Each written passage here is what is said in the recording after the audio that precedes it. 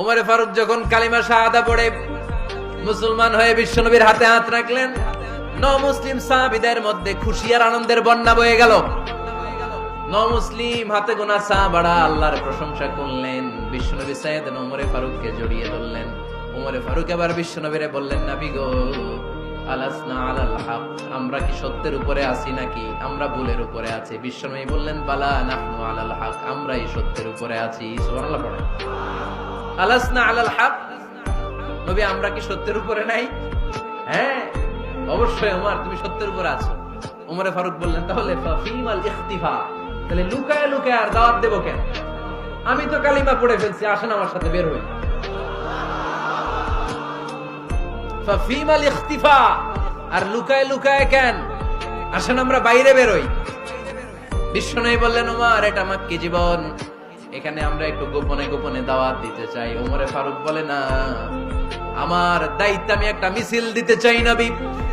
আল্লাহর নামের তাকবীর দিতে দিতে দারুল আরকাম থেকে শুরু করে মসজিদুল হারাম পর্যন্ত একটা মিছিল দিয়ে আমি মক্কা কাঁপাইয়া দেব।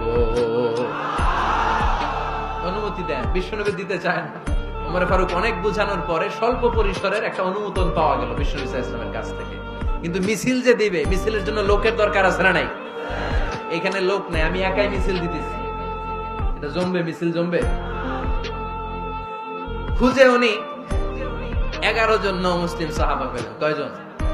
ওমরে ফারুক বললেন, 11 জনই শহীদ। এই 11 জন নিয়ে আমি আল্লাহর নামের তাকবীর দেব। 2 লাইন করলেন। কয় লাইন? 2 লাইন। পেছনে 6 জন, আর এই লাইনের নেতা বানালেন বিশ্বনবীর চাচা হামজাকে রাদিয়াল্লাহু তাআলা আনহু।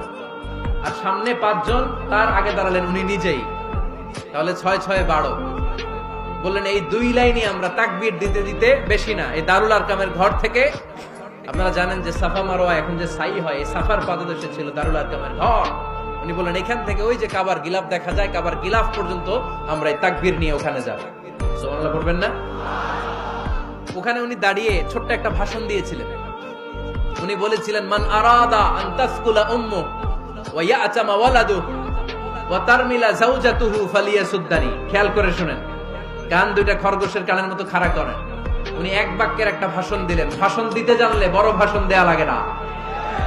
এক বাক্যের ভাষণ দিয়ে গোটা বিশ্বকে ঝাঁকুনি মারা যায়। চিল্লায় বলো ঠিক কিনা?